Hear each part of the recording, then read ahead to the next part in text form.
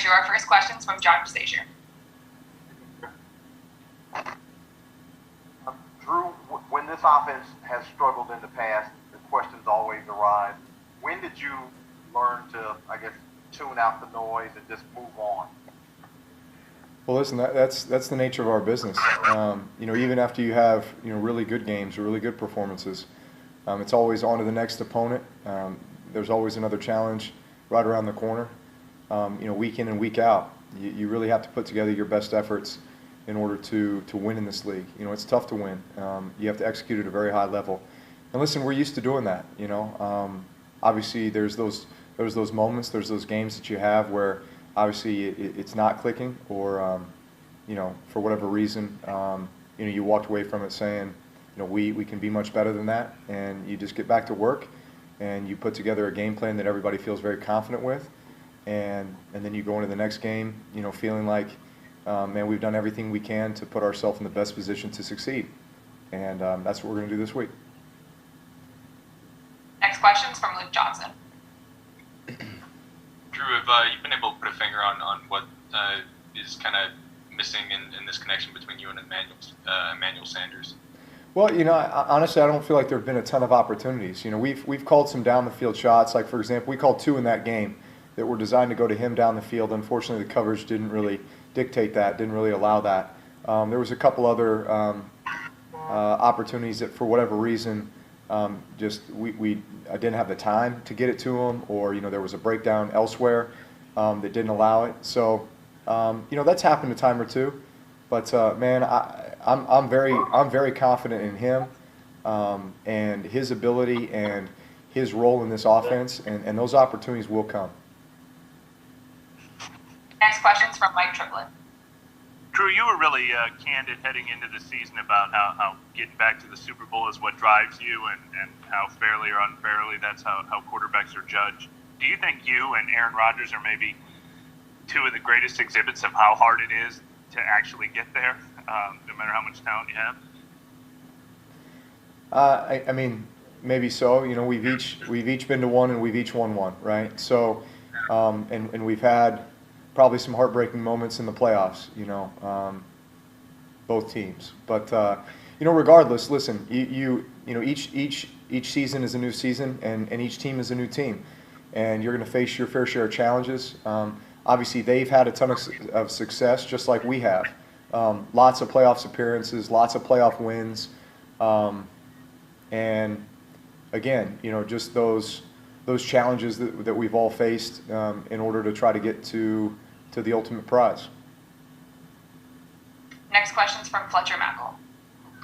Drew, is there maybe a fine line between the been there, done there with this team? Because you all have had, last year at the Rams, the year before against Tampa Bay, you've had losses early and then you've rallied and kind of done very well after that. Knowing you can do it versus kind of just assuming you're going to do it, so to say, is there kind of a needle you have to thread that you have confidence you can do it, and you can't just assume it's going to happen?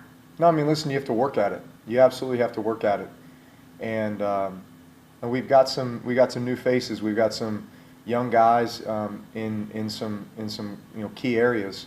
I'd say especially offensively. Obviously with the loss of Mike Thomas last week, we're having to fit some guys into some new roles, get some guys some significant playing time, maybe in different situations that they haven't been in before. And so I think there definitely is that element of just, man, getting everybody same page, everybody in sync. And, man, I'm confident with the guys that we have and with the system that we have and everything that we're going to be able to get back on track. Next one's from Nick Underhill. Drew, there seems to be some pretty extreme opinions from everybody in the world right now about the way you guys are playing. How do you feel about the way you're throwing the ball and your mechanics and everything, just straight from your mouth? I feel good. I feel good. Borderline great. And I'd say, again, my job is to move the football, get first downs, possess the ball, score points, right? And so however we can do that, we're going to do it. One of the statistics that was thrown out after the game was, the yards per attempt or something like that. I mean, there are many statistics I do not pay one bit of attention to, and that would be one of them. at the end of the day, I am focused on putting us in position to succeed. Making great decisions, both in the run game and the pass game.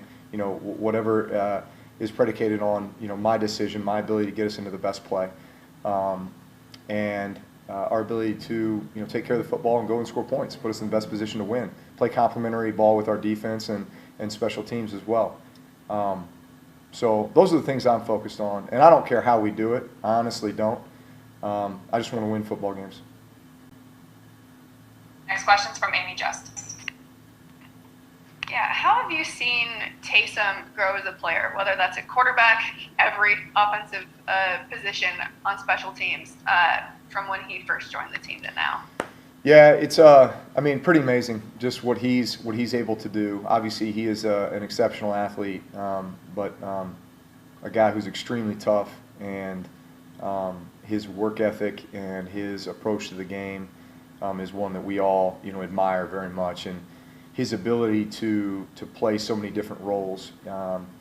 Special teams alone. You say special teams, but that really encompasses like 8 different positions. We've seen this guy return kickoffs, right? We've seen him block punts. We've seen him rush to block extra points and field goals. He runs down and makes tackles on punt team. He's the personal protector. He's run down on kickoff. I don't think there's a special teams position this guy hasn't played, except for maybe holder, kicker, snapper. Although I know he's one of the holders. If we get in the jam. So, combine that with the fact that, he's got this role on offense that includes tight end as a blocker, as a route runner, as, a quarterback, running the football, making reads, throwing the ball. It's really mind-boggling just the role that he plays. Next question's from Catherine Terrell. Hey, Drew, I've always been curious about this. When a play goes wrong, I guess, like it looks like the quarterback just missed a wide open receiver or whatnot. What is it that fans or people watching the game don't know that usually is responsible for a play not working? Like, is it usually a defensive coverage or a communication between the receiver or the quarterback? Or I guess maybe it could be anything, but I was wondering if there's one defining thing that it usually is that we don't know when we watch the game. Well, you really can't make a blanket statement just for just any incompletion or non-completion.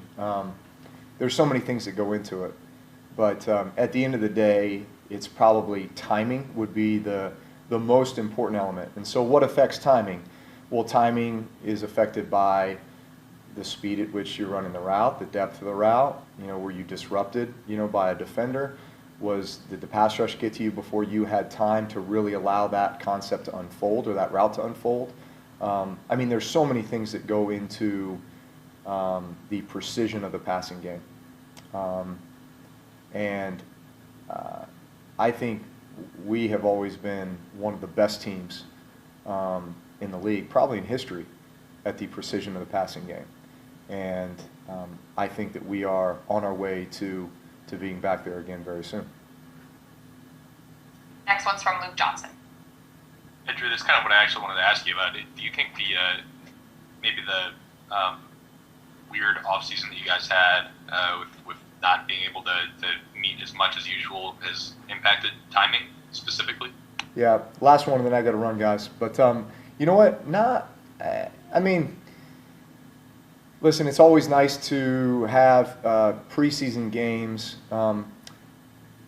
for a little bit of a dress rehearsal for the season. I think it's the most important thing about preseason is the opportunity for young players, young players to get significant reps, reps again, with live bullets, so to speak. The timing, the rhythm. Everything's got to be on. You got a live pass rush. All those things that are a little bit different than what practice gives you. And we didn't get that. A lot of young guys on our team didn't get that, which it probably would have been very beneficial. But it is what it is, And so you try to replicate that in other ways, right? With what we tried to do during practice with scrimmages and with different situations and that kind of thing. So again, the more experience, the more time on task, the better you get at that stuff. All right, guys, thanks. Everyone. Thank you, Drew. All right, so we're going to do this. Little League.